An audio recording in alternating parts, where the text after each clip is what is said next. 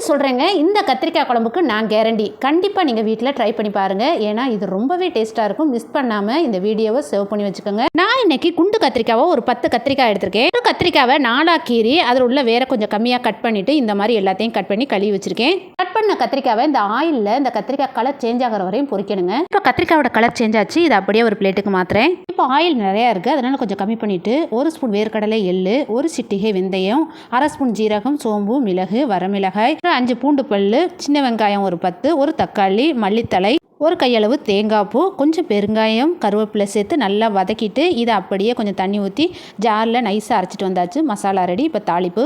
அகலமான பாத்திரத்தில் கொஞ்சம் தாராளமாக நல்லெண்ணெய், வெந்தயம், ஜீரகம், மிளகு தாளிப்புக்கு, 10 பல்லு பூண்டு பல்லு, 20 சின்ன வெங்காயம், ஒரு தக்காளி, கொஞ்சம் கருவேப்பிலை சேர்த்து நல்லா வதக்குங்க. வெங்காயம் நல்லா வதங்கினதுக்கப்புறம் 1 ஸ்பூன் மிளகாய்த்தூள், 1/4 டீஸ்பூன் மஞ்சத்தூள் சேர்த்து நல்லா வதக்குங்க. எண்ணெயில் கலர் சேஞ்ச் ஆனோன்னு நம்ம அரைச்ச மசாலாவை சேர்த்து நல்லா மிக்ஸ் பண்ணிவிட்டு குழம்புக்கு ஏற்ற மாதிரி உப்பு புளியும் சேர்த்து நல்லா கொதிக்க விடுங்க. கொதிச்சதுக்கப்புறம் வதக்கின கத்திரிக்காய், ஒரு சின்ன பீஸ் வெல்லம் சேர்த்து நல்லா கொதிக்க விடுங்க. கொதிச்சதுக்கப்புறம் நல்லா வத்தி வரும். மேலாப்பில் மல்லி இலைகள்.